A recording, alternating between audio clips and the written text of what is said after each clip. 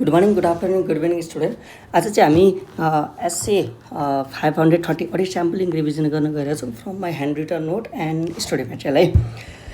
Audit sampling भनेको के हो त भन्दा simple, this is the application of audit procedure to less than 100% of the population. र यसरी अडिट प्रोसिजर पर्फर्म गर्ने अथवा यसरी स्याम्पल पिक गर्ने where each unit in the population have equal chance of selection, यस्तो खालको एप्लिकेसन अफ अडिट प्रोसिजरलाई हामी भन्छौँ अडिट स्याम्पलिङ है। र हामी यो किन इच युनिट द पपुलेसन एपिकल चान्स अफ सेलेक्सन किन गर्छौँ त भन्दा to ensure that the item selected represent the population to draw the conclusion on population है। हामीले चाहिँ किन यसरी इच युनिट सेलेक्सन हुने चान्स राख्छौँ त भन्दा हाम्रो स्याम्पल्सले के गरोस्, हाम्रो पपुलेसनको रिप्रेजेन्ट गरोस्। अनि what is sampling risk? Sampling risk भनेको के हो त भन्दा it is the risk that the conclusion drawn based on the sample may be different than the conclusion if the entire population are subject to same audit procedure. मेरो total 1500 total population रहेछ, मैले 300 sample pick गरेँ। 300 स्याम्पलबाट लिएको conclusion number 1 र 1500 नै total 1500 नै मैले यदि पपुलेसनमा अडिट प्रोसिजर पर्फर्म गरेको आउने कन्क्लुजनमा डिफ्रेन्स हुनसक्ने risk is called sampling risk है। भन्छ कि स्याम्पलबाट आएको कन्क्लुजन नै गलत हुन सक्ने रिस्कलाई हामी के भन्छौँ, स्याम्पलिङ रिस्क। र हामी स्याम्पलिङ रिस्कलाई कम गराउने एकमात्र अप्सन भनेको स्याम्पल साइजलाई के गर्ने हो त, बढाउने। हामीले जब जति धेरै स्याम्पल लिन्छौँ त्यति स्याम्पलिङ रिस्क के हुँदै जान्छ, घट्दै जान्छ। अब म स्याम्पलिङ त कम्प्लायन्स प्रोसिजरमा पनि गर्छु, सब्स्टान्टिभ प्रोसिजरमा पनि गर्छु। भनेपछि कम्प्लायन्स प्रोसिजरमा मेरो स्याम्पलिङ रिस्क छुट्टै हुन्छ, सब्स्टान्टिभ प्रोसिजरमा मेरो स्याम्पलिङ रिस्क छुट्टै हुन्छ। कम्प्लायन्स प्रोसिजर भनेको त मैले इन्टरनल कन्ट्रोल सिस्टम एक्जिस्ट गर्छ कि गर्दैन, अपरेटिङ इफेक्टिभनेस छ कि छैन, कन्टिन्युस छ कि छैन भनेर चेक गर्ने। अब 100% चेक नगर्ने भने चाहिँ त स्याम्पल चेक गर्छु होइन त। अब स्याम्पल्समा मैले इन्टरनल कन्ट्रोल सिस्टममा गल्ती भेटेर, जस्तै 10 दिनको मैले सिसिटिभी क्यामेरा चेक गर्दा 2 दिनको सिसिटिभी क्यामेरा फेलियर देखेँ भने अब म भनिरहेको छु टोटल 365 दिनमा 20% डेज 60 डेज जति त के भएको होला, हाम्रो आइसिएस विक भएको होला भनेर म कन्क्लुजन लिन्छु। त्यसलाई हामी भन्छौँ हेर त आइसिएस एक्चुअलमा के भइरहेछ, अपरेटिङ इफेक्टिभली, तर स्याम्पल्समा गल्ती भेटिएर मैले आइसिएसलाई नट अपरेटिङ इफेक्टिभली भनेर के गरिरहेको छु, डिसाइड गरिरहेको छु। मैले रिलाइ त गरेँ, मेरो रिलायन्स के भयो, अन्डर भयो। यसलाई हामी भन्छौँ रिस्क अफ अन्डर रिलायन्स है। मैले आइसिएस इफेक्टिभ हुँदै गर्दाखेरि पनि स्याम्पल्समा गल्ती भेटेर आइसिएसलाई नट इफेक्टिभ भनिदिएँ, मेरो रिलायन्स के भयो, अन्डर भयो। यसलाई हामी भन्छौँ रिस्क अफ अन्डर रिलायन्स। भने यसको ठ्याक्कै उल्टो, आइसिएस खासमा एक्चुअलमा वर्षभरि हेर्ने भने नट अपरेटिङ इफेक्टिभली छ, तर स्याम्पल्समा गल्ती नभेटिएर अब तिमी के गरिरहेछौ, रिलाइ गरिरहेछौ आइसिएसप्रति, आइसिएसको अपरेटिङ इफेक्टिभप्रति, र तिम्रो रिलायन्स के हुनसक्छ, कहिलेकाहीँ ओभर हुनसक्छ। यसलाई हामी भन्छौँ रिस्क अफ ओभर रिलायन्स है। यो त भयो कम्प्लायन्स प्रोसिजरको केसमा है। रिस्क अफ अन्डर रिलायन्सको केसमा मेरो स्याम्पल साइज के हुन्छ, बढ्छ। जब मैले आइसिएसमा रिलाइ गर्दिनँ म स्याम्पल साइज बढाउँछु, जब म आइसिएसमा रिलाइ गर्छु धेरै नै म स्याम्पल साइज के गर्छु, घटाउँछु। ठिक छ। र यो रिभिजन बेसिकली तिनीहरू विद्यार्थीको लागि जसले क्लास एटेन्ड गरेको छ र यो नोट छ है, यो just for the revision purpose मैले रेकर्ड गरिरहेको छु आफ्नो विद्यार्थीको लागि। ठिक छ है, किनभने कन्सेप्टको अन्डरस्ट्यान्डिङ भन्दा नि हामी रिभिजन तरिकाले पढ्छौँ है। ठिक छ। अर्को छ टेस्ट अफ डिटेलमा नि म के गर्छु, सब्स्टान्टिभ प्रोसिजरमा पनि म स्याम्पलिङ गर्छु। स्याम्पलिङ गर्दा के हुनसक्छ त भन्दा एज अ होल फाइनेन्सियल स्टेटमेन्टमा मेटेरियल मिसस्टेटमेन्ट छैन, तर स्याम्पल्समा गल्ती भेटेर अब तिमी भनिरहेको छौ कि टोटल पपुलेसनमा मिसस्टेटमेन्ट छ भनेर तिमीले रिजेक्ट गर्यो पपुलेसनलाई। किन? स्याम्पल्समा गल्ती भेटेर 1500 टोटल पपुलेसनमा 300 स्याम्पल चेक गरेको थियो, 300 स्याम्पलमा तिमीले मिसस्टेटमेन्ट भेटायो। अब भनिरहेको छु कि 300 स्याम्पलमा 50,000 को मिसस्टेटमेन्ट भेटाइसकेपछि त टोटल पपुलेसनमा त इन्टु 5 टाइम्सको गल्ती होला, 2.5 लाख बराबरको गल्ती होला भनेर तिमी अब टोटल 1500 पपुलेसनलाई के गरिरहेछौ, रिजेक्ट गरिरहेछौ। तिम्रो रिजेक्सन के हुनसक्छ, इनकरेक्ट हुनसक्छ। त्यसलाई हामी भन्छौँ रिस्क अफ इनकरेक्ट रिजेक्सन है। अर्को हुन्छ रिस्क अफ इनकरेक्ट एक्सेप्टेन्स। तिम्रो टोटल 1500मा गल्ती छ, तर 300 स्याम्पल चेक गर्दै तिमीले गल्ती नभेटाएर अब तिमी के गरिरहेछौ, 1500लाई एक्सेप्ट गरिरहेछौ। तिम्रो एक्सेप्टेन्स के हुनसक्छ, कहिलेकाहीँ इनकरेक्ट हुनसक्छ है। भनेपछि हेर त फाइनेन्सियल एज अ होलमा मेटेरियल मिसस्टेटमेन्ट छ, तर स्याम्पल्समा गल्ती नभेटिएर तिमी अब total population is free from material misstatement conclusion गरिरहेछौ। त्यसलाई हामी भन्छौँ रिस्क अफ इनकरेक्ट एक्सेप्टेन्स। हेर त here the auditor decide that financials are free from material misstatement but it is not so in reality है। भने रिस्क अफ इनकरेक्ट रिजेक्सनमा चाहिँ के, हाम्रो स्याम्पल्समा गल्ती भेटिएर है अडिटर डिसाइड कि financials are materially misstatement but it is not so in reality. यस्तो केसमा मेरो स्याम्पल साइज बढ्छ, यस्तो केसमा मेरो स्याम्पल साइज घट्छ रिस्क अफ इनकरेक्ट एक्सेप्टेन्सको केसमा। ठिक छ। अब हामी पढ्दैछौँ स्याम्पलिङ प्रोसेस है। स्याम्पलिङ प्रोसेस हाम्रो 7वटा स्टेपको प्रोसेस छ, ABCDEFG है, ठिक छ। सबैभन्दा पहिला हामी के गर्छौँ त स्याम्पल डिजाइन गर्छौँ। मैले कुनै पनि आइटममा म स्याम्पलिङ गर्छु, जस्तो रेभिन्यूमा मैले स्याम्पलिङ गर्छु भन्दै गर्दा, पर्चेसमा मैले स्याम्पलिङ गर्छु भन्दै गर्दा फर्स्टमा मलाई के स्याम्पलमा चाहिन्छ, स्याम्पल्समा मलाई के चाहिन्छ, के चेक गर्ने हो, मैले स्याम्पललाई डिजाइन गर्ने हो। डिजाइन गरिसके पछाडि अब म डिटर्माइन गर्छु स्याम्पल साइज, मलाई कति चाहिँ स्याम्पल चाहिन्छ, र स्याम्पल साइज डिटर्माइन गरिसकेपछि जस्तै मेरो टोटल 1500वटा सेल्स बिल छ भने अब मलाई 1500वटा सेल्स बिलमा कस्तो स्याम्पल चाहिन्छ, जस्तै ग्रेटर देन पर्फर्मेन्स मेटेरियलिटी छ भने मलाई ती स्याम्पल सबै चाहियो होला कि, मलाई सबैभन्दा पहिला त्यो स्याम्पल के चाहिन्छ भने थाहा पाउनु पऱ्यो। त्यस पछाडि कति चाहिन्छ भने थाहा पाउनु पऱ्यो, 300 चाहिने हो कि 400 चाहिने हो, 400 चाहिने हो 300 चाहिने हो थाहा पाइसके पछाडि अब म 300 स्याम्पललाई सेलेक्ट गर्छु, ठिक छ। त्यो सेलेक्सन गरिसकेपछि अब त्यो 300 स्याम्पल सेलेक्सन भयो, सेलेक्सन भइसकेपछि अब यो 300 स्याम्पलमा म अडिट प्रोसिजर पर्फर्म गर्छु। अडिट प्रोसिजर पर्फर्म गरिसकेपछि गल्तीहरू भेटिन सक्छ है। अब मैले गल्तीहरूलाई यदि मैले टेस्ट अफ डिटेल गरिरहेको छु, सब्स्टान्टिभ प्रोसिजर गरिरहेको छु भने त गल्तीहरूलाई म मिसस्टेटमेन्ट भन्छु। तर म यदि टेस्ट अफ डिटेल गरिरहेको छु भने चाहिँ टेस्ट अफ डिटेल गरिरहेको छु भने त हामीले मिसस्टेटमेन्ट भन्छौँ। तर मैले टेस्ट अफ कन्ट्रोल गरिरहेको छु, टिओसी गरिरहेको छु भने सिसिटिभी क्यामेराले काम नगर्नु हामी भन्छौँ deviation from the prescribe control भन्छौँ है। भनिसकेपछि मैले अडिट प्रोसिजर पर्फर्म गर्दै गर्दा कि त गल्ती भेटाउँछु कि त डेभिएसन भेटाउँछु। गल्ती कुन केसमा भेटाउँछु, टिओडी गर्दै गर्दा, डेभिएसन कुन केसमा भेटाउँछु, टिओसी गर्दै गर्दा। अब टिओडी गर्दै गर्दा भेटाएको मिसस्टेटमेन्ट, टिओसी गर्दै गर्दा भेटाएको डेभिएसनलाई, त्यो डेभिएसनको कज र नेचर के गर्छु म इभ्यालुएट गर्छु। कस्तो खालको किन गल्ती भयो, कस्तो खालको गल्ती भयो, यसलाई इभ्यालुएसन गर्छु। इभ्यालुएसन गरिसकेपछि त्यो भेटाएको मिसस्टेटमेन्टलाई मैले प्रोजेक्ट गर्छु to the population, to know the broad view of the misstatement exist in the population है। प्रोजेक्सन गरिसकेपछि म अब इभ्यालुएट गर्छु रिजल्ट अफ स्याम्पलिङ, ठिक छ। हाम्रो यो यही 7वटा पोइन्ट र स्टडी मेटेरियलमा एकदमै छरपष्ट दिएको छ। पहिला हामी पुरा स्टेप बाई स्टेप पढ्छौँ नोट कपीमा, त्यस पछाडि स्टडी मेटेरियल पनि पढ्छौँ, ठिक छ। इक्जाममा तपाईँलाई स्याम्पल डिजाइनको बारेमा नै 3 मार्क्सले सोध्न सक्छ, स्याम्पल साइजको बारेमा पनि छुट्टै सोध्न सक्छ, सिलेक्सनको बारेमा पनि छुट्टै सोध्न सक्छ, पर्फर्मिङ अडिट प्रोसिजरको बारेमा पनि छुट्टै सोध्छ। सबै 7वटा स्टेपको केसमा 3 मार्क्सको क्वेसन आउन चाहिँ सक्छ है। अब सबैभन्दा पहिला मैले स्याम्पल डिजाइन गरेँ। अब स्याम्पल डिजाइन गर्दा मैले 3-4वटा कुरा कन्सिडर गर्नुपर्छ है। के स्याम्पल चाहिन्छ भनेर थाहा पाउनको लागि, अथवा मलाई कस्तो स्याम्पल चाहिन्छ थाहा पाउनको लागि अडिटर स्याल कन्सिडर 3-4वटा कुरा। जस्तै मैले के अडिट प्रोसिजर गर्न लाग्यो त्यसको पर्पज थाहा पाउनु पऱ्यो, अडिटर कन्सिडर गर्नु पऱ्यो। अडिटरले मलाई अडिट इभिडेन्स कस्तो चाहिन्छ त्यो पनि कन्सिडर गर्नु पऱ्यो, र अडिटरले जुन पपुलेसनबाट स्याम्पल पिक गर्दैछ त्यो पपुलेसनको कम्प्लिटनेस पनि कन्सिडर गर्नु पऱ्यो, र पपुलेसनको क्यारेक्टरिस्टिक्स कन्सिडर गर्नु पऱ्यो।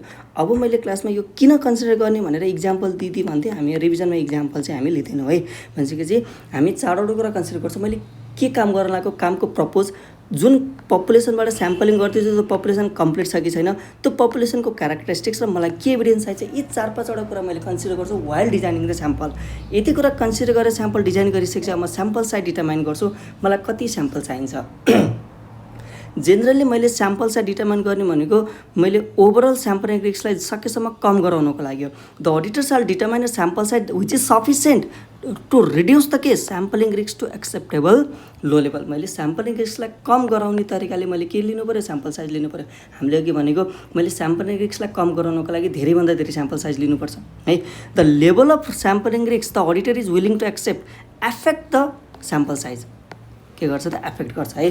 द अडिटरले जति स्याम्पलिङ रिस्कलाई म कम लिन्छु भनेर एक्सेप्ट गर्छ त्यति मेरो स्याम्पल साइज के हुन्छ त बढ्दै जान्छ। स्याम्पलिङ रिस्क कम हुनु भनेको के हो, अभियसली स्याम्पल साइज बढ्नु हैन त। स्याम्पलिङ रिस्क कम हुनु भनेको मेरो स्याम्पल साइज बढ्नु है। भन्छ कि the lower the risk the auditor is willing to accept, risk भनेको sampling risk, the auditor is willing to accept the greater the sample size will need to be, ठिक छ।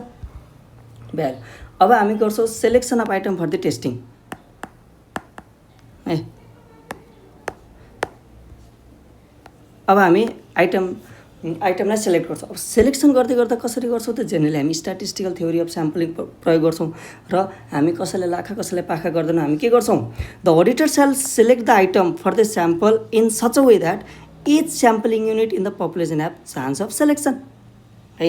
उसको सेलेक्सन हुने chance चाहिँ हुनु पऱ्यो। र स्ट्याटिस्टिकल स्याम्पलिङ मेथड युज गर्यो भने चाहिँ there is known probability of being selected. स्ट्याटिस्टिकलमा त हामीले त पढेको नि त होइन, क्लास फाउन्डेसनमा पढेको होइन, प्रोबेबिलिटी थ्योरी पढेको। त्यहाँ हाम्रो नोन प्रोबेबिलिटी जो टोटल पपुलेसनमा 1500 बिल छ भने 1/1500 is my probability of being selected भने नन स्ट्याटिस्टिकलमा हामी के युज गर्छौँ त, जजमेन्ट युज गर्छौँ, ठिक छ।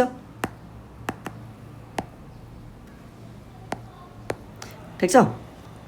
अब मेरो स्याम्पल पनि सेलेक्ट भयो, स्याम्पलमा कसरी पिक गर्छु त भन्दा where each unit the population equal chance of selection. Sample select भइसके पछाडि अब म त्यो स्याम्पल्समा अडिट प्रोसिजर पर्फर्म गर्छु है। हेर त auditor shall perform audit procedure appropriate to each selected item. Each selected आइटममा म के गर्छु अडिट प्रोसिजर पर्फर्म गर्छु। र कहिलेकाहीँ मैले पिक गरेको स्याम्पलमा मैले सोचेको अडिट प्रोसिजर एप्लिकेबलै हुँदैन। जस्तै मैले फर इक्जाम्पल मैले एउटा यस्तो चेक इस्युडको स्याम्पल पिक गरेँ जुन चेक चाहिँ क्यान्सल चेक पऱ्यो। अब के अडिट प्रोसिजर गर्छौ, त्यो अडिट प्रोसिजर नट एप्लिकेबल भयो है। ठिक छ, नट एप्लिकेबल भने त्यस्तो स्याम्पललाई तिमी रिप्लेस गरिदेऊ। Then auditor shall perform the audit procedure on replacement item. Replace गरिदेऊ आइटम है।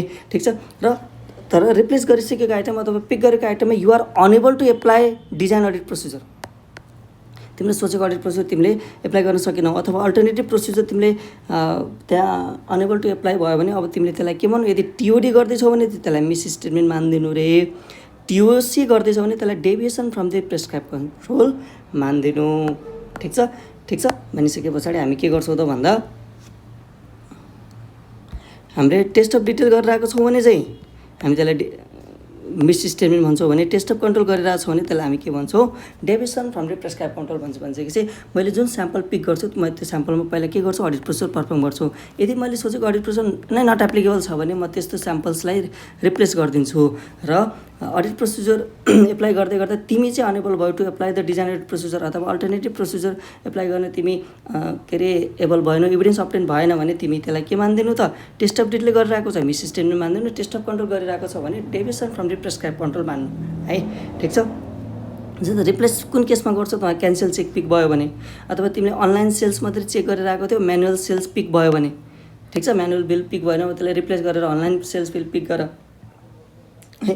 जस्तै तिमीले sales bill unable to apply design audit procedure छ भने अल्टरनेटिभ प्रोसिजर एप्लाई गर्नु पऱ्यो है। Lost of sale bill lost भएको छ भने अल्टरनेटिभ सोर्सबाट त्यो सेल्स बिललाई भेरिफाई गर्नु कोसिस गर्नु पऱ्यो। ठिक छ, यति गरेर तिमीले के गर्नु त भन्दा अडिट प्रोसिजर पर्फर्म गर्नु। अडिट प्रोसिजर पर्फर्म गर्दै गर्दा तिमीले कि त मिस स्टेटमेन्ट भेटाउँछौ कि त डेभिएसन भेटाउँछौ। ठिक छ, अब यो मिस स्टेटमेन्ट र डेभिएसनको तिमी के आइडेन्टिफाई गर, नेचर र कज आइडेन्टिफाई गर है। In analysing the deviation and the miss statement identify भएको मिस स्टेटमेन्ट र डेभिएसनलाई तिमीले एनालाइजिङ गर्दै गर्दा तिमीले कहिलेकाहीँ भेट्न सक्छौ, तिमीले कमन फिचर भेट्न सक्छौ। कमन फिचर भनेको जस्तै टाइप अफ ट्रान्जेक्सन एउटै हुनसक्छ, लोकेसनको गल्तीहरू भेट्न सक्छौ अथवा सेम प्रडक्ट लाइनको अथवा सेम पिरियड अफ टाइममा भएको। मैले क्लासमा इक्जाम्पल लिन्थेँ, जस्तै एउटा क्लाइन्टको अडिट गर्दै गर्दा OPC sales, PPC sales, clinker, scrap sales सबै सेल गर्दो रहेछ। तर तिमीले 5वटा गल्ती भेट्यौ, 5वटै गल्ती के अरे लोकेसन नम्बर 3 को अनि ओपिसी सेल्समा मात्रै गल्ती भएको भेट्यौ भने अब तिमीले के गर्न मिल्छ, त्यो लोकेसन नम्बर 3 मा ओपिसी सेल्स वर्षभरि के भएको छ त्यो सबै निकालेर चेक गर्न मिल्छ। हामीले त्यो इक्जाम्पल ल्याएको थियौँ है। भन्छ कि चाहिँ तिमीले जुन गल्तीहरू भेटाउँछौ त्यो गल्तीको नेचर र कज इभ्यालुएट गर्दै गर्दाखेरि चाहिँ तिमीले के हुनसक्छ त भन्दा कमन फिचर भेटिन सक्छ। Common features type of transaction location in such circumstances. यदि तिमीले कमन फिचर भेट्यौ भने चाहिँ auditor may decide to identify all the items in the population that poses common feature and extend audit procedure on those है। if such misstatement यदि तिमीलाई लाग्यो intentional they may indicate the possibility of the fraud। यदि तिमीलाई intentional लाग्यो भने त्यो के हुनसक्छ, फ्रडको पोसिबिलिटी हुनसक्छ। त्यही भएर अडिटरले के गर्नुपर्छ त nature and cause of misstatement investigate गर्नुपर्छ। र तिमीले कहिलेकाहीँ यस्तो गल्ती भेटाउँछ जुन चाहिँ के हुनसक्छ, एनोमेली हुनसक्छ। एनोमेली भनेको कस्तो गल्ती हो, which is not representative of the population. मैले क्लासमा इक्जाम्पल लिएको थिएँ स्क्रैप सेल्स भनेर। यदि तिमीले टोटल ओपिसी पिपिसी क्लिङ्करको सेल्समा गल्ती भेटायो भने त अरू सेल्स पनि भएको हुन्छ, तर एउटा मात्रै स्क्रैप सेल रहेछ, त्यही स्क्रैप सेलमा तिमीले 25,000 को गल्ती भेटायो भने त त्यो गल्ती त अब अरू पपुलेसनमा छ भनेर भन्न मिल्छ र मिल्दैन। यस्तो खालको गल्ती जसले चाहिँ टोटल पपुलेसनलाई रिप्रेजेन्ट गर्दैन, यस्तो खालको गल्तीलाई हामी भन्छ के एनोमेली भनेर है। र यदि तिमीले एनोमेली हो भनेर भन्दैछौ भने तिमी अब्टेन गर high degree of certainty that the such misstatement is not the representative of the population। ठिक छ, त्यस पछाडि अब तिमीले के गर, प्रोजेक्सन गर। The auditor is required to project the misstatement identified in the samples to the population to obtain the broad view of the scale of misstatement। र यो projection is not sufficient to draw अथवा to determine the amount to be recorded है। हामीले रेक्टिफिकेसन नीचे pass गर्नको लागि determine गर्ने amount चाहिँ होइन यो। ठिक छ है। अनि वेन द मिसस्टेटमेन्ट इज एनोमेली, तर तिमीले भेटाएको मिसस्टेटमेन्ट के रहेछ, एनोमेली रहेछ भने चाहिँ तिमीले त्यसलाई एक्सक्लुड गर्नुपर्छ। के त प्रोजेक्सन गर्दै गर्दाखेरि हामीले भनेको के गर्नुपर्छ त प्रोजेक्सन गर्दै गर्दा एक्सक्लुड गर्नुपर्छ भनेर भनेको याद छ प्रोजेक्सन गर्दै गर्दा एक्सक्लुड गर्ने र त्यो एनोमलीलाई हामीले लास्टमा कन्सिडर गर्नुपर्छ के गर्दै गर्दा त to determine the in addition to the projection of non anomalous misstatement है तिमीले त इफेक्टलाई स्टिल कन्सिडर गर्नुपर्छ in addition to the projection गरिसकेको एमाउन्टमा तिमीले एनोमलस गल्ती एड गरेर टोटल मिसस्टेटमेन्ट डिटरमाइन गर्ने हो र in case of TOD generally हामीले प्रोजेक्सन गर्न जरुरी छ तर टिओसीको केसमा हामीले प्रोजेक्सन गर्न एक्सप्लिसिटली रिक्वायर्ड चाहिँ छैन ठिक छ यति प्रोजेक्सन गरिसके पछाडि अब लास्टमा हामी अब स्याम्पल्सको के गर्छौँ रिजल्टलाई इभ्यालुएट गर्छौँ the auditor shall evaluate the result of sample and whether the use of audit sampling has provided the reasonable basis for the conclusion ठिक छ this is the 7 steps in audit sampling है अब हामी पढ्छौँ factors affecting sample size भनेर ठिक छ पहिलो टोलरेबल इरर यो टोलरेबल इरर बुझ्नको लागि सबैभन्दा पहिला मैले तपाईँलाई एसए 320 मा लिएर गएँ मेट्रियालिटीमा मैले भनेको थिएँ पर्फर्मेन्स मेट्रियालिटी भनेर है पर्फर्मेन्स मेट्रियालिटी भनेर भनेको थिएँ पर्फर्मेन्स मेट्रियालिटीलाई हामी के भन्छौँ त भन्दा टोलरेबल मिसस्टेटमेन्ट भन्छौँ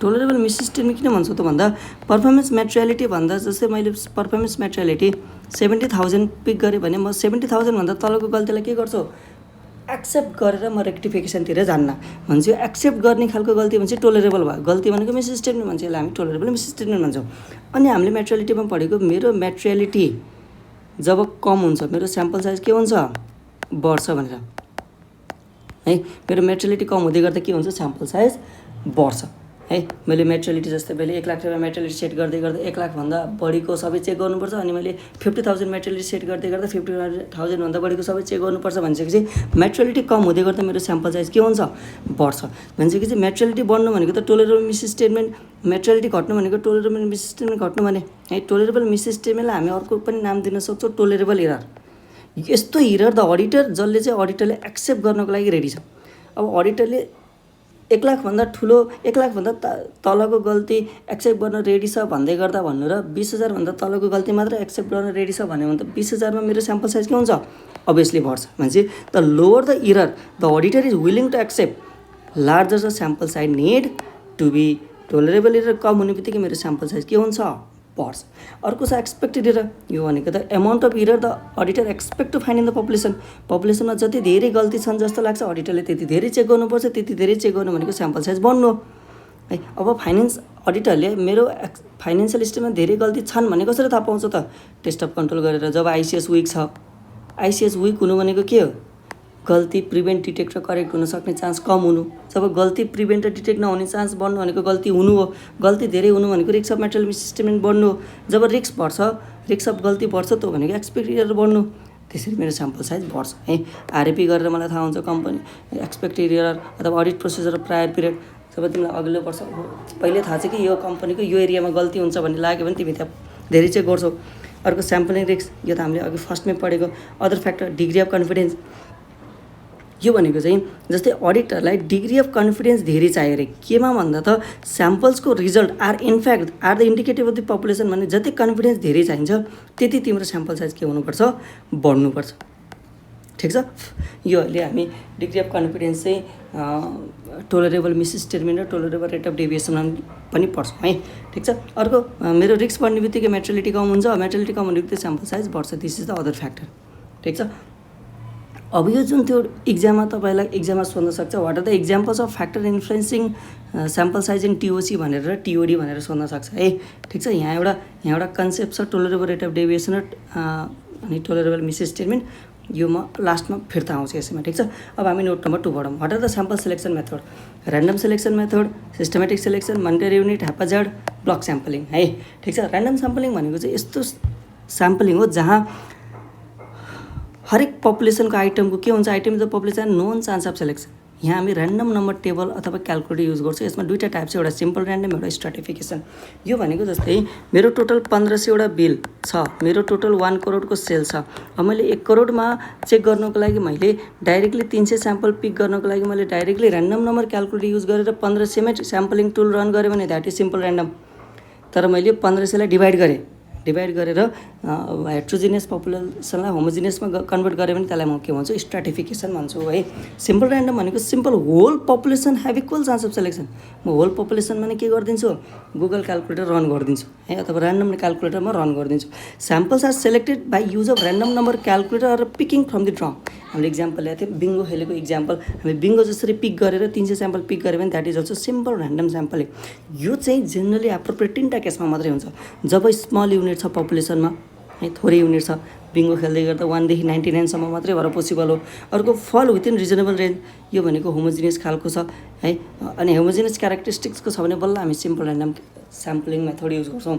तर यदि पपुलेसन हेट्रोजिनियस छ, ठुलो ठुलो कम्पनी छ, लार्ज कम्पनी छ, हजारौँ लाखौँ ट्रान्जेक्सन छन् भने हामी के गर्छौँ अब स्ट्रेटिफाइड स्याम्पलिङ टेक्निक युज गर्छौँ। यसमा म के गर्छु त भन्दा टोटल पपुलेसनलाई डिभाइड गर्छु इन्टु सब ग्रुप्स। त्यो ग्रुप्सको नाम दिन्छु म स्ट्राटा, यो प्लुरल फर्म हो है, र सिङ्गुलर फर्म स्ट्राटम।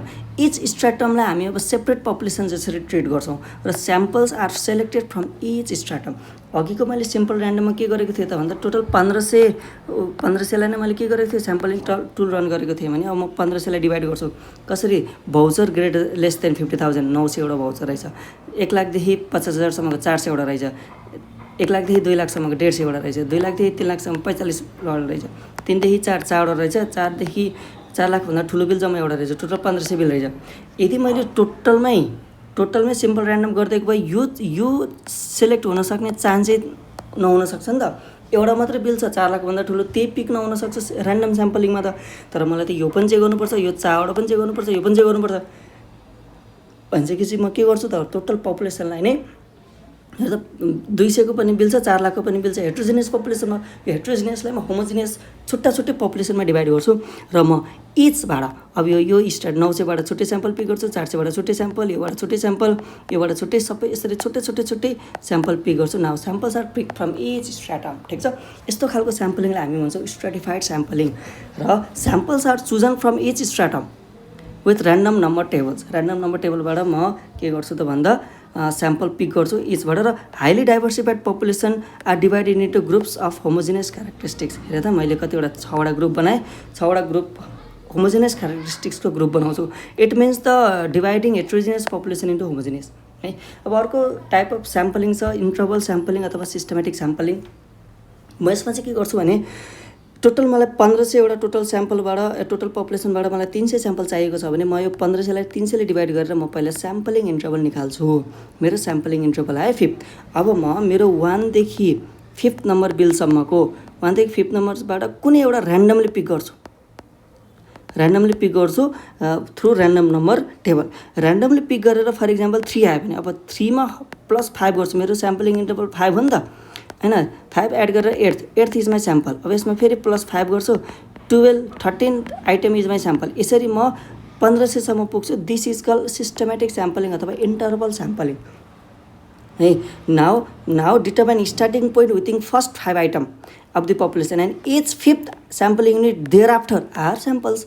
मैले अब 1बाट 3 सम्म 1बाट 5 सम्म एउटा ऱ्यान्डमली पिक गर्छु 3 and each 5th sampling unit thereafter are samples, ठिक छ। र युज ऱ्यान्डम नम्बर क्यालकुलेटर र haphazard selection for starting point है। स्टार्टिङ 1 देखि 5 सम्म कुनबाट स्टार्ट गर्ने भनेर चाहिँ ऱ्यान्डम नम्बर क्यालकुलेटर अथवा जी युज गर्ने भयो। र कहिलेकाहीँ सिस्टमेटिक सेलेक्सन गर्दाखेरि चाहिँ कहिलेकाहीँ के हुनसक्छ भन्दा each interval may correspond to particular pattern है। मैले क्लासमा इक्जाम्पल लिएको थिएँ, मैले 15,000बाट 300 स्याम्पल लिनु पऱ्यो भने 50 आइटम हुन्थ्यो अनि इच 50 आइटम चाहिँ कहिलेकाहीँ ओपिसीको मात्रै सेल्स बिल परिदिन सक्छ हैन, पिपिसीको सेल्स बिलै नपरिदिन सक्छ। त्यस्तो केसमा चाहिँ हामीले के गर्छौँ त to avoid such multiple starting point can be taken भनेर हामीले कुरा गरेका थियौँ, ठिक छ। अर्को छ मोनिटरी स्याम्पलिङ अथवा भ्यालुएटेड स्याम्पलिङ। एक्जाममा 3 मार्क्समा सर्ट नोट आउन सक्छ। यो भनेको मोनिटरी एमाउन्टको बेसिसमा स्याम्पल्सलाई डिजाइन गर्ने, स्याम्पल सेलेक्ट गर्ने, स्याम्पललाई इभ्यालुएट गर्ने टेक्निकलाई हामी भन्छौँ मोनिटरी युनिट स्याम्पलिङ। यसको बेनिफिट भनेको के हो त भन्दा audit effort is directed to large value item and have greater chance of selection and can result in smaller sample size. Smaller sample साइजमा हामीले टोटल 60-70% टोटल स्याम्पल्स पपुलेसन हामीले check गर्न सक्छौँ है। In valuated way sampling selection and evaluation will result in conclusion र monetary मन। Monetary मनको बेसिसमा मात्रै हामी स्याम्पललाई रिजल्ट निकाल्छौँ, स्याम्पलिङ गर्छौँ, स्याम्पल डिजाइन गर्छौँ। अर्को चाहिँ ह्याप्जार्ड स्याम्पलिङ भनेको हामी यसमा कुनै पनि स्ट्रक्चर टेक्निक युज गर्दैनौँ, स्याम्पलिङ टुल युज गर्दैनौँ, यत्तिकै मनमा जे आयो त्यही चेक गर्छौँ, त्यसलाई हामी भन्छ ह्याप्जार्ड स्याम्पलिङ। ह्याप्जार्ड स्याम्पलिङमा स्ट्रक्चर टेक्निक युज नभए पनि अडिटरले आफ्नो पर्सनल बायस र प्रेडिक्टेबिलिटीलाई एभोइड गर्न सक्दैन। त्यही भएर हामीले स्ट्याटिस्टिकल स्याम्पलिङ युज गर्दै गर्दा यसलाई हामी एप्रोप्रिएट मान्दैनौँ। ठिक छ। अर्को छ ब्लक स्याम्पलिङ। ब्लक भनेको चाहिँ जेनरली अडिट स्याम्पलिङमा युज हुँदैन ब्लक। म हरेक 12 महिनाको फर्स्ट 30 बिल लिन्छु as a sample, to pick 360 bill भन्छु र मैले यसरी ग्रुपमा भएको 30 वटा बिल चेक गर्दै गर्दा यसमा कमन क्यारेक्टरिस्टिक्स हुनसक्छ। पहिलो 30 वटा बिल त पहिलो 2 दिनमै हुनसक्छ कम्पनीको, होइन त। पहिलो 2 दिनमा 30 वटा बिल भयो भने त बाँकी रहेको 28 दिनमा भएको सेल्स बिलै चेक हुँदैन भनेपछि 28 बिलमा त अरू खालको नेचरको सेल्स हुनसक्छ है। ठिक छ। भनिसकेपछि यस्तो खालको स्याम्पलिङ ब्लक स्याम्पलिङ चाहिँ म प्र्याक्टिकली अडिटमा युज गर्दिनँ। अब लगभग हाम्रो कन्सेप्टहरू सक्यो। अब ब्याकग्राउन्डहरू पढौँ 530 को है। ठिक छ। मैले कति चेक गर्ने अडिटमा, the extent of checking to be undertaken is primarily a matter of judgement of the auditor. अडिटरलाई कसैले भनेको हुँदैन कति चेक गर्ने, के काम गर्ने भनेर है। र लले पनि there is nothing statutory stated anywhere which specifies के काम गर्ने, कति काम गर्ने, कति एक्सटेन्टमा गर्ने है, कसरी गर्ने, के काम गर्ने, कसरी गर्ने, कति गर्ने भनेर कहीँ पनि लेखेको छैन। अल्सो अडिटरलाई स्याम्पलिङ गर्नै पर्छ भनेर अब्लिगेसन पनि छैन। It is also not obligated that auditor must adopt sampling technique. What he is to do as an auditor is to express his opinion on financials and become bound by that. If auditor expect to form his opinion by the use of sampling, then उसले अब के follow गर्नुपर्छ, standard sampling technique. Since statistical theory are more scientific, हामी statistical theory of sampling नै के गर्छौँ त अडिटिङमा use गर्छौँ भनेर एउटा ब्याकग्राउन्ड दिएको छ। अहिले म बुकबाट नै रिफर गर्दिनँ है। अब अर्को ब्याकग्राउन्ड छ, यो एसे कुन केसमा लाग्छ त जब अडिटरले स्ट्याटिस्टिकल र नन स्ट्याटिस्टिकल स्याम्पलिङ युज गर्छ while designing sample, while performing TOC TOD, while evaluating result, उसले स्याम्पलिङ युज गर्छ भने यो स्ट्यान्डर्ड उतिखेरै लाग्छ। सिम्पल है। पपुलेसन भनेको के हो, they are the entire set of data from which samples is selected. ठिक छ। और about which the auditor wishes to the other conclusion. अडिटरले स्याम्पलिङ पिक गरे पनि कन्क्लुजन त पपुलेसनले लिनियो होइन त। भनेपछि द सेट अफ डाटा जहाँ अडिटरले कन्क्लुजन लिँदैछ आर पपुलेसन, और जहाँबाट अडिटरले स्याम्पल पिक गर्दैछ दे आर कल पपुलेसन। पपुलेसनको क्यारेक्टरिस्टिक्स, पपुलेसन एप्रोप्रिएट हुनुपर्छ, कम्प्लिट हुनुपर्छ, रिलायबल हुनुपर्छ। कहिलेकाहीँ 3 मार्क्समा सोधिहाल्यो भनेर है एसिआर। ठिक छ। अथवा कार भनौँ न, कम्प्लिटनेस, एप्रोप्रिएटनेस, रिलायबिलिटी कार हुनुपर्छ पपुलेसन। ठिक छ। अर्को छ स्याम्पलिङ युनिट। पपुलेसनको इन्डिभिजुअल आइटममा हामी हुन्छ स्याम्पलिङ युनिट र samples must be representative of the population. ठिक छ। अब अर्को कन्सेप्ट पढ्दैछ हामी approach to sampling. Approach to स्याम्पलिङमा एउटा स्ट्याटिस्टिकल छ, एउटा नन स्ट्याटिस्टिकल छ है। मैले बिचमा यसरी बिचमा लाइन तानेर भने पनि यो डिफ्रेन्स बिट्विन चाहिँ होइन है। स्ट्याटिस्टिकलको छुट्टै पोइन्ट हो, नन स्ट्याटिस्टिकलको छुट्टै पोइन्ट हो। ठिक छ। अब हामी स्ट्याटिस्टिकल पढौँ है। यो एप्रोचमा चाहिँ ऱ्यान्डम सेलेक्सन अफ स्याम्पल्स हुन्छ। स्ट्याटिस्टिकलमा जेनरली हेर त ऱ्यान्डम सेलेक्सन मेथड हुन्छ र यसमा प्रोबेबिलिटी थ्योरी युज हुन्छ while selecting and evaluating samples. यो मोर साइन्टिफिक हो किनभने प्रोबेबिलिटी थ्योरी युज भएको हुनाले र mathematical laws of probability use भएको हुनाले मोर साइन्टिफिक हो। यसमा वाइड एप्लिकेसन छ, विश्वभरि नै स्ट्याटिस्टिकल स्याम्पलिङ युज गर्छन्। यसमा पर्सनल बायस्ड हुँदैन, अभियसली हुँदैन। र लार्ज अर्गनाइजेसनमा स्ट्याटिस्टिकल आर रिकमेन्डेड र samples are truly representative of population. स्ट्याटिस्टिकलमा ऱ्यान्डम सेलेक्सन मेथड हुन्छ, यसमा प्रोबेबिलिटी थ्योरी हुन्छ, मोर साइन्टिफिक हो, वाइड एप्लिकेसन हुन्छ, पर्सनल बायस हुँदैन, लार्ज अर्गनाइजेसनमा स्ट्याटिस्टिकली युज गर्न मिल्छ, स्याम्पल्स आर ट्रुली रिप्रेजेन्टेटिभ। यसरी मैले किन पढाइरहेको छु भने इक्जाममा कहिलेकाहीँ ठ्याक्क सोधिदिन सक्छ, write short note on statistical theory of sampling, statistical sampling technique भनेर सोधिदिन सक्छ भनेर है। भने नन स्ट्याटिस्टिकल भनेको completely based on personal experience and knowledge है। यो कमनली युज हुन्छ किनभने यो सजिलो छ, यसमा केही फर्मुला केही लाउनु परेन है। ठिक छ। र अडिटरले नन स्ट्याटिस्टिकल स्याम्पलिङ युज गर्दाखेरि चाहिँ के गर्ने सोचिरहेको हुन्छ त भन्दा अडिटरले चाहिँ एउटा प्याटर्न अफ सेलेक्सन चाहिँ ओभर द इयर चाहिँ एभोइड गर्छ कि अघिल्लो वर्ष यो चेक गरेको थिएँ, अब यो वर्ष यो चेक गर्छु भन्छ अडिटरले नन स्ट्याटिस्टिकलमा। भने स्ट्याटिस्टिकलमा त्यस्तो कहिले नै हुँदैन, अघिल्लो वर्ष के चेक गरेको के चेक गर्यो स्याम्पलमा जे आयो त्यही चेक गर्यो अर्को वर्ष स्याम्पलमा जे आयो त्यही चेक गर्छ तर नन स्ट्याटिस्टिकलमा स्याम्पलिङ टुल युज नगर्ने भने चाहिँ अघिल्लो वर्ष मैले यस्तो यस्तो डेटा पूर्वको डेटा अघिल्लो वर्ष चेक गरेको थिएँ अब यो वर्षमा पश्चिमको डेटा चेक गर्छु भनिदिन्छ नन स्ट्याटिस्टिकलमा है भनेपछि अडिटरले यस्तो टु एभोइड गर्न सक्छ हरेक वर्ष पूर्वको डेटा मात्रै चेक गर्ने भन्ने हुन्न नन स्ट्याटिस्टिकलमा है ठिक छ अनि to maintain the element of surprise ठिक छ they are criticise as they are non scientific criticise पनि छ र एकदम simple to operate because but sometimes samples may not be the representative of population obviously samples may not be the representative of population जुन चाहिँ गलत हो त्यही भएर नन स्ट्याटिस्टिकल हत्तापत्ता हामी युज गर्नु भएन अर्को छ sampling versus traditional method of auditing यो हामी स्टडी मेटेरियलमै कभर गरौँ अब इक्जाममा आउन सक्ने अर्को क्वेसन भनेको एडभान्टेज अफ स्ट्याटिस्टिकल स्याम्पलिङ है स्ट्याटिस्टिकल स्याम्पलिङको एडभान्टेज के छ त भन्दा स्याम्पल साइज मेरो पपुलेसन बढ्दै गर्दा बढ्दैन किनभने मैले स्ट्याटिस्टिकल स्याम्पलिङमा चाहिँ मेरो स्याम्पलिङ रिस्क सँगसँगै स्याम्पल साइज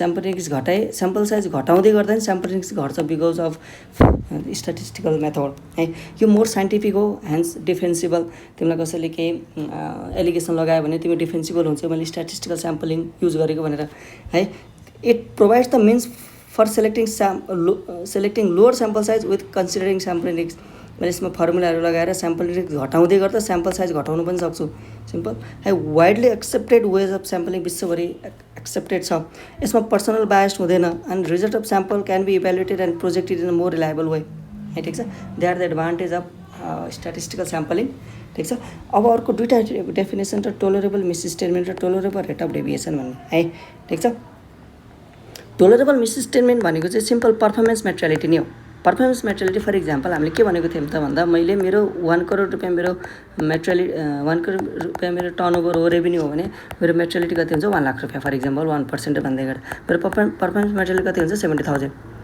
र म के भन्छु त भन्दा 70,000 भन्दा तलको गल्तीलाई मैले के गर्छु टोलरेट गर्छु 70,000 भन्दा बढीको गल्तीलाई मैले के गर्छु रेक्टिफाई गर्न भनेर क्लाइन्टलाई भन्छु र मैले पर्फर्मेन्स मेटेरियलिटी 70,000 सेलेक्ट गर्दै गर्दा मेरो चाहना के हुन्छ कि टोटल पपुलेसनमा यस्ता गल्ती नहुन् जसले मेरो पिएम क्रस गरोस् त्यो हो नि मेरो चाहना हैन त किन त्योभन्दा क्रस गर्ने बित्तिकै त म टोलरेट गर्दिनँ त्योभन्दा कमलाई म के गर्छु टोलरेट गर्छु भनिसकेपछि यस्तो amount this is the monetary amount set by the auditor in respect of which auditor seek to obtain evidence reasonable assurance that monetary amount set by the auditor that is performance materiality is not exceeded by actual misstatement in the population मेरो materiality जुन amount छ त्यो amount चाहिँ मेरो actual मिसस्टेटमेन्टले नकटाओस् भन्ने अडिटरले के गर्छ नकटेको होस् भन्ने रिजनेबल एसुरेन्स अब्टेन गर्न खोज्छ अडिटरले द्याट इज टोलरेबल मिसस्टेटमेन्ट भने यही चिज tolerable rate of deviation in case of TOC है मैले क्लासमा इक्जाम्पल लिएको थिएँ जस्तै 6 बजेदेखि बेलुका 6 बजेसम्म सेक्युरिटी गार्डको टाइमिङ हो सेक्युरिटी गार्ड टक्क 6 बजे आउनु पऱ्यो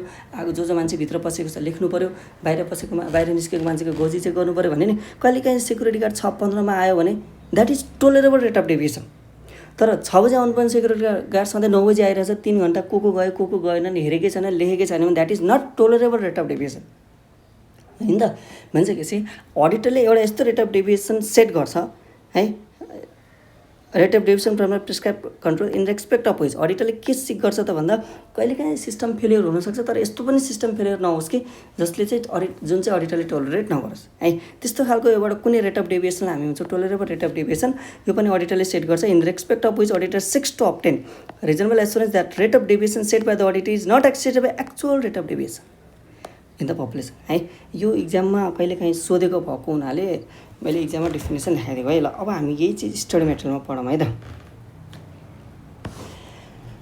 अडिट स्याम्पलिङ एसए 530 यो पहिलो प्याराग्राफमा खासै केही पनि छैन है दोस्रो प्याराग्राफमा the extent of checking is the matter of judgment of the auditor. There is nothing statutory stated anywhere which specify what work to be done and how is to be done and what extent it has to be done. भर्खरै हामीले ब्याकग्राउन्डमा पढेको थियौँ र लले कहिले पनि कतै पनि अब्लिगेसन दिएको छैन अडिटरले स्याम्पलिङ युज गर्नुपर्छ भनेर अडिटरको काम त के हो to express his opinion on the financials and become bound by that त्यही भएर होइन यदि उसले स्याम्पलिङ गरेर ओपिनियन दिन्छु भनेर डिसाइड गर्यो if he decide to form his opinion on the base of sampling he should adopt standard technique since statistical theory of sampling is based on scientific law it can be relied upon है त background भयो meaning of audit sampling फर्स्टमा पढेको application of audit process to less than 100% of the population where each sampling unit have equal chance of selection यसलाई हामीले के भनेको audit sampling भनेको है SA 530 becomes applicable when auditor decide to use statistical non-statistical sampling when designing sample, when performing TOC TOD, while evaluating samples. ठिक छ यही कुरा गरेको ठिक छ। अर्को हामीले एसएस 500 मा हामीले के पढाएको थियौँ त भन्दा SS 500 lay down the means to auditor for the selection of item for testing. One of those means are audit sampling. हामीले एसएफ 500 मा तीनटा मिन्स पढाएको थियौँ सेलेक्टिङ 100%, सेलेक्टिङ स्पेसिफिक आइटम र अडिट स्याम्पलिङ। त्यही भएर 530 is the complement to SA 500। ठिक छ 530 के हो त भन्दा कम्प्लिमेन्ट हो एसएफ 500 को लागि। ठिक छ ओ पपुलेसन भनेको के हो entire set of data from which samples is selected. ठिक छ और set of data about which auditor wish draw the conclusion. पपुलेसनको क्यारेक्टरिस्टिक्स के एउटा एप्रोप्रिएटनेस के हुनु पर्यो पपुलेसन एप्रोप्रिएट हुनु पर्यो, कम्प्लिटनेस पपुलेसन कम्प्लिट हुनु पर्यो, रिलायबल पपुलेसन रिलायबल हुनु पर्यो है। अब यसको भित्रको चाहिँ खासै पढ्नु पर्दैन इक्जामको लागि आइहाल्यो भने यसो लेख्नु ल। ठिक छ हामीले अघि कार भनेर भनिरहेको थियौँ। स्याम्पलिङ युनिट भनेको के हो individual item that makes of the population हार्नु हुन्छ स्याम्पलिङ युनिट। ठिक छ र very very important sample must be के representative whatever may be the approach. तिमीले नन स्ट्याटिस्टिकल युज गरे पनि स्ट्याटिस्टिकल युज गरे पनि स्याम्पल के हुनु पर्यो रिप्रेजेन्टेटिभ हुनु पर्यो टोटल पपुलेसनको। र स्याम्पल यति धेरै हुनु पर्यो यति लार्ज इनफ हुनु पर्यो कि to provide statistically meaningful result. तिमीले स्याम्पल थोरै लिएर टोटल पपुलेसनमा तिमीले कन्क्लुजन चाहिँ स्ट्याटिस्टिकली रङ हुन्छ। ठिक छ तिमीले लार्ज हुनु पर्यो स्याम्पल साइज। अब हाम्रो एप्रोचेस के हुन्छ एउटा नन स्ट्याटिस्टिकल एउटा स्ट्याटिस्टिकल। यहाँ लेखेको कुरा सबै मैले अघि कपीमा लेखेको थिएँ है। अब स्ट्याटिस्टिकल स्याम्पलिङमा हेरेर त use of probability theory to evaluate the samples हैन। ठिक छ अर्को दे आर मोर साइन्टिफिक हैन।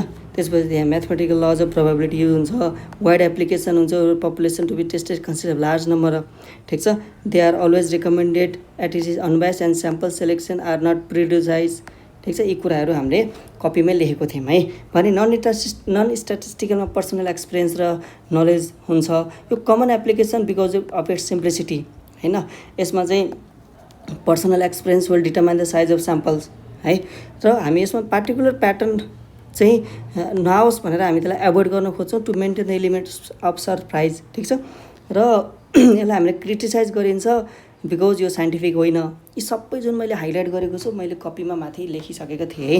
र यो चाहिँ सिम्पल टु अपरेट भए पनि के हुन सक्दैन त भन्दा कहिलेकाहीँ samples may not be the true representative of the population because of personal bias है। अब sampling versus traditional method of auditing चाहिँ यो इक्जाम पोइन्ट अफ भ्यूको लागि चाहिँ पढ्नु परेन खासै। ठिक छ the decision whether the use statistical or non statistical sampling is the matter of auditor. अडिटरले डिसाइड गर्ने म स्ट्याटिस्टिकल युज गरौँ कि नन स्ट्याटिस्टिकल युज गरौँ भनेर है। अर्को चाहिँ फेरि important part what are the factors that should be consider for deciding the extent of checking. मैले कति चेक गर्नुपर्छ भन्ने केमा डिपेन्ड हुन्छ कम्पनीको साइजमा। कम्पनी जत्रो ठुलो छ त्यति धेरै चेक गर्नुपर्छ। कम्पनीको इन्टरनल कन्ट्रोल सिस्टम विक छ भने धेरै चेक गर्नुपर्छ। Books of account not reliable छ भने धेरै चेक गर्नुपर्छ। टोलरेबल रेट इरर रेन्ज जति थोरै छ त्यति धेरै चेक गर्नुपर्छ। डिग्री अफ डिजायर कन्फिडेन्स जति धेरै चाहिन्छ स्याम्पल्समा त्यति धेरै चेक गर्नुपर्छ। भने कति चेक गर्ने भन्ने केमा डिपेन्ड हुन्छ यी 5वटा कुरामा कम्पनीको साइजमा, कम्पनीको आइसिएसमा, बुक्स अफ एकाउन्टको रिलायबिलिटीमा, tolerable range of error range अथवा tolerable rate of tolerable misstatement. ठिक छ अर्को डिग्री अफ डिजायर कन्फिडेन्स। अब एप्रोप्रिएटनेस अफ स्याम्पलिङ एप्रोच। ठिक छ यसको एडभान्टेज हामीले अघि भर्खरै पढेको है। स्याम्पल साइज बढ्दै गर्दाखेरि पपुलेसन के अरे स्याम्पल पपुलेसन साइज बढ्दै गर्दा स्याम्पल साइज बढ्दैन। दे आर मोर डिफेन्सिबल हैन पढेको। त्यसमा मिनिमम स्याम्पल साइज प्रोभाइड गर्छ with associate with specific risk भए पनि मिनिमम स्याम्पल साइज निकालिदिन्छ स्ट्याटिस्टिकल स्याम्पलिङ मेथडले। यो वाइडली एक्सेप्टेड हो हैन। It is may provide better डिस्क्रिप्सनमा लार्ज मार्क्स अफ डाटा। ठिक छ लार्ज डाटाको केसमा हामीले स्ट्याटिस्टिकल स्याम्पलिङ युज गर्छौँ। ठिक छ र कहिलेकाहीँ हामीले स्ट्याटिस्टिकल स्याम्पलिङ मेथड पनि के नहुन सक्छ त भन्दा त मे नट बी एप्रोप्रिएट। जस्तै हामीले लिगल रिक्वायरमेन्ट अनि इन्भेस्टिगेसनको केसमा हामी स्याम्पलिङ मेथड युज गर्दैनौँ। ठिक छ this is all about background. अब हाम्रो स्याम्पलिङ प्रोसेस छ। पहिला स्याम्पल डिजाइन गर्ने, स्याम्पल साइज डिटरमाइन गर्ने, पहिला डिजाइन गर्ने, स्याम्पल साइज डिटरमाइन गर्ने, स्याम्पलिङ सिलेक्सन गर्ने, त्यसमा अडिट प्रोसेस पर्फर्म गर्ने र अडिट प्रोसेस पर्फर्म गर्दै गर्दा भेटाएको मिसस्टेटमेन्ट र डेभिएसनको नेचर एन्ड कज इभ्यालुएट गर्ने, ठिक छ। अनि प्रोजेक्ट गर्ने, त्यसपछि इभ्यालुएटिङ द रिजल्ट है। Well designing the sample, when designing the samples, auditor shall consider पहिला the purpose of audit procedure, characteristics of population, nature of audit evidence sought र completeness of population from which audit sample is to be drawn। ठिक छ, मैले त्यो summary कपीमा लेखाइदिएको थिएँ। ठिक छ, र यो the auditor shall determine sample size sufficient to reduce the sample index to low level भने चाहिँ स्याम्पल साइजको कुरा हो यो। ठिक छ, अनि सेलेक्ट आइटम भने चाहिँ स्याम्पल सेलेक्सनको यो तिनटै पोइन्टको, यो माथिको यो तिनवटा पोइन्टको चाहिँ एउटै लाइनमा यहाँ लेखिदिरहेको छ। ठिक छ, यो कन्फ्युजन मात्रै क्रिएट भएको छ। स्याम्पल डिजाइनमा हामीले चारवटा कुरा कन्सिडर गर्नुपर्ने, हाम्रो purpose of audit procedure, nature of audit evidence to be obtain, population complete छ कि छैन भन्ने, क्यारेक्टरिस्टिक्स अफ पपुलेसन, हामीले चारवटा कुरा हामीले कपीमा लेखेको छौँ। त्यो अनुसारले नै इक्जाममा आउँछ, इक्जाममा नै त्यो अनुसारले लेख्नु है। ठिक छ, त्यस पछाडि डाइरेक्टली जाउँ स्ट्राटिफिकेसन एन्ड भ्यालुएटेड, यो यत्तिकै बुकको बिचमा दिएको छ, यसको बारेमा पछि पनि आउँछ। यसमा हामी पपुलेसनलाई डिभाइड गर्छौँ into discrete sub population which have identified characteristics call stratification है। यो स्ट्राटिफिकेसनको यहाँ भएको जति पनि कुरा छ पछाडि पनि छ है। मिन्स सेलेक्सन अफ स्याम्पल्स भन्नेमा यो कुरा फेरि डिफाइन गरेको छ, यहाँ यो पढ्नु पर्दैन खासै। ठिक छ, त्यसपछि भ्यालुएटेड स्याम्पलिङमा हामीले पढेको थियौँ, यहाँ हामी स्याम्पलिङ युनिट आइडेन्टिफाई गर्छौँ on the basis of individual monetary amount होइन। Audit effort are directed towards large value item, त्यो पनि गरेको थियौँ। र भ्यालुएटेड स्याम्पलिङमा sample size selection evaluation will result in the conclusion of monetary amount, यो कुरा भनेको थियौँ, यो नोट कपीमै छ। ठिक छ, यो बुकको पढ्नु परेन। त्यो स्याम्पल साइज हामी यति लिन्छौँ कि that is sufficient to reduce the के sample index to acceptable low level भनेको the level of sample index that auditor is willing to accept affect the sample size, the lower the risk the auditor is willing to accept greater the sample size need to be भनेको है। ठिक छ, अब त्यस पछाडि हाम्रो यहाँ इक्जाममा आउने खालको यो examples of factors influencing sample size for TOC भनेर यत्रो पोइन्ट छ। ठिक छ, अनि फर टिओडी भनेर यत्रो पोइन्ट छ। ठिक छ, अब यसको लागि चाहिँ हामी पहिला नोटमा पढ्छौँ। नोटमा अघि मैले छोडेको पार्ट थियो नि,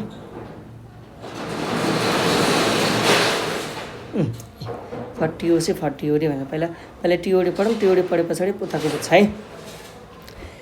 रिस्क बढी हुँदै गर्दा मेरो स्याम्पल साइज के हुन्छ, बढ्छ। ठिक छ, मेरो जति रिस्की छ मेरो मैले टेस्ट अफ डिटेल गर्दैछु है।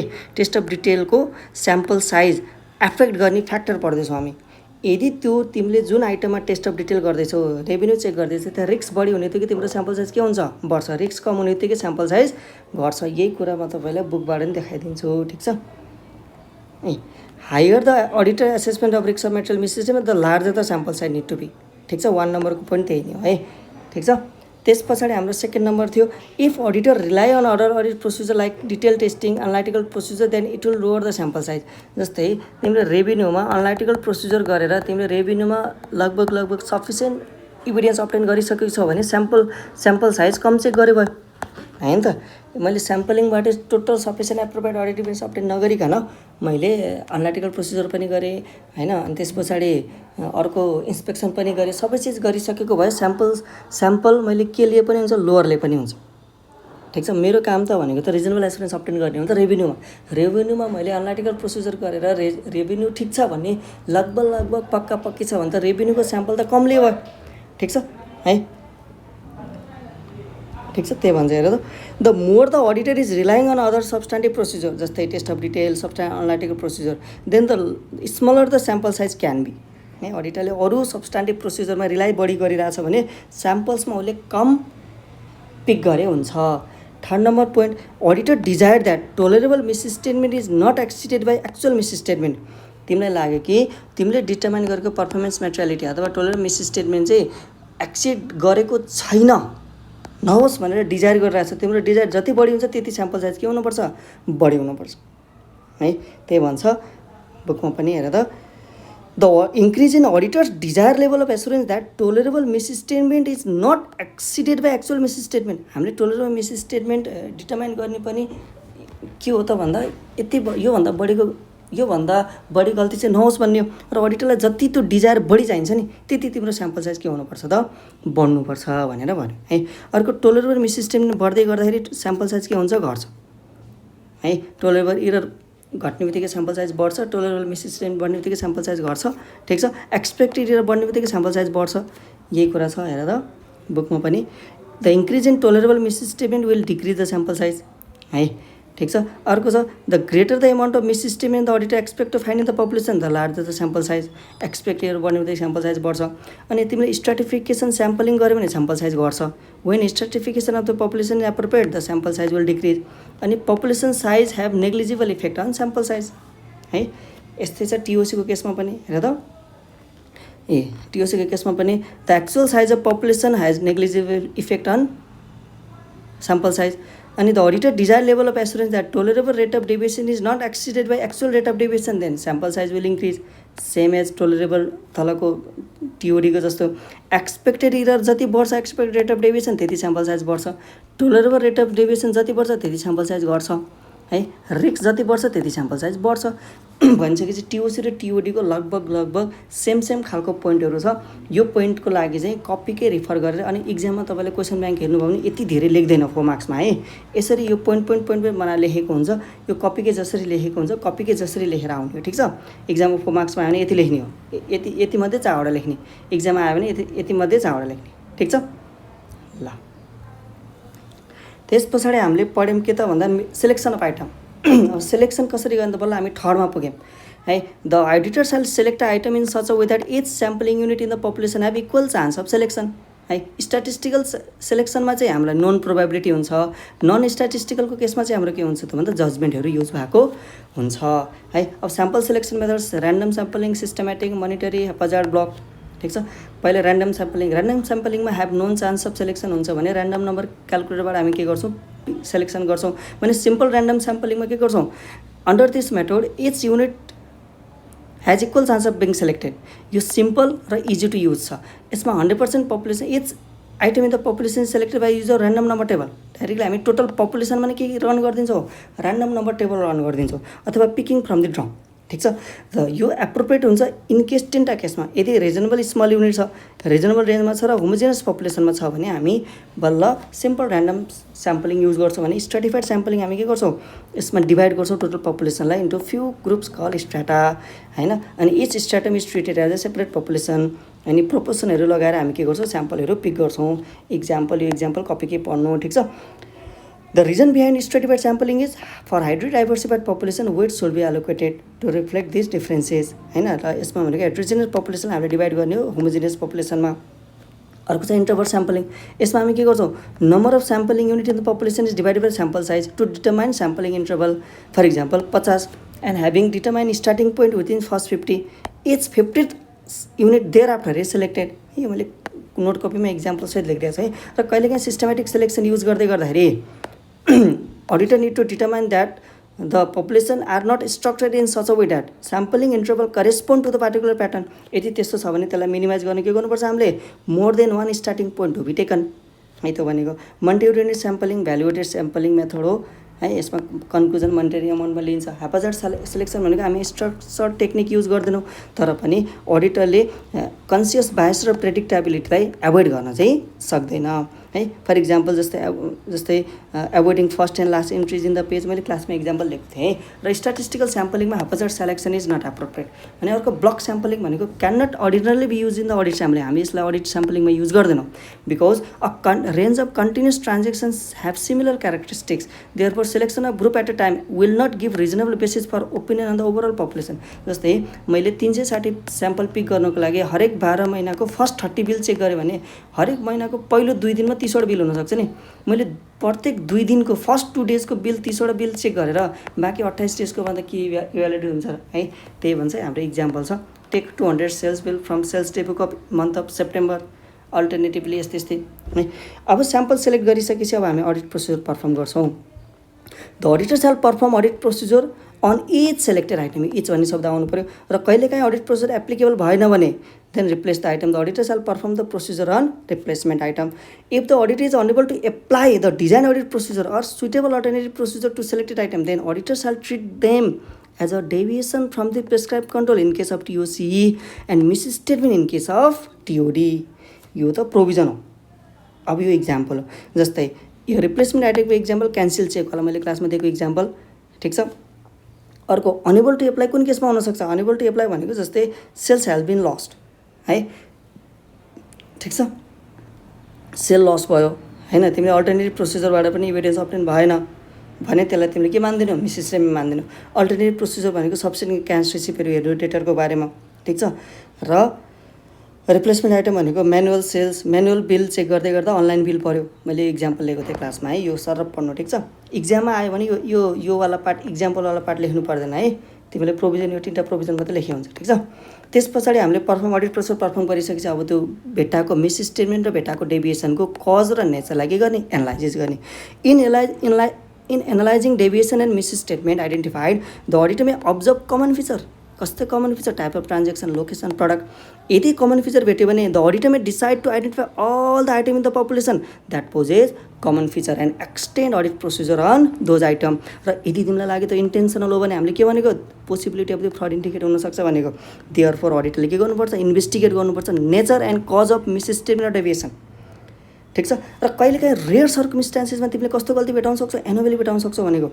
If when the auditor consider misstatement or discovered in the sample to be anomaly, the auditor shall obtain high degree of certainty that misstatement or deviation is not representative of the population भनेर तिमीले anomaly भनेको के हो, that is not representative of misstatement or deviation in the population. अब तिमीले मिसस्टेटमेन्ट anomaly भेटायो भने एनोमेलीलाई छुट्याउने, non एनोमलसलाई के गर्छौँ हामी, प्रोजेक्सन गर्छौँ। The auditor is required to project the misstatement for the population to obtain the broad view of scale of misstatement, but this projection may not be sufficient to determine the amount to be recorded। यसको रेक्टिफिकेसन entry pass गर्नलाई लागि amount determine गर्ने चाहिँ होइन। र anomaly छ भने हामी त्यसलाई के गर्छौँ भनेको, एक्सक्लुड गर्छौँ भनेको। when the misstatement has been established as anomaly it may be excluded when projecting the misstatement, तर यसलाई हामीले के गर्छौँ, still need to be considered in addition to projection of non-anomalous misstatement। टिओडीको केसमा त प्रोजेक्सन गर्न एक्सप्लिसिटली जरुरी छ, तर टिओसीको केसमा there is no explicit projection is necessary. अब लास्टमा हामी के गर्छौँ, इभ्यालुएट गर्छौँ अडिट स्याम्पलिङको, ठिक छ। The auditor shall evaluate result of sample and when user whether use of audit sampling has provided reasonable basis for the conclusion, ठिक छ। अब लास्टको हाम्रो डिफिनेसन छ टोलरेबल मिसस्टेटमेन्ट र टोलरेबल रेट अफ डेभिएसनको। It is the monetary amount set by the auditor in respect of which auditors seek to obtain appropriate level of assurance that monetary amount set by the auditor is not exceeded by the actual misstatement। अडिटरले seek to obtain reasonable assurance, यो performance materiality जस्तै भने tolerable rate of deviation भनेको त्यही, it is the rate of deviation set by the auditor in respect of which auditor seek to obtain appropriate level of assurance that actual rate of deviation is less than rate of deviation set by the auditor, अथवा rate of deviation set by the auditor is not exceeded by the actual rate of deviation, ठिक छ। This is all about SA 530, एकदमै lengthy छ, पढ्नु राम्रोसँग। All the best, bye by.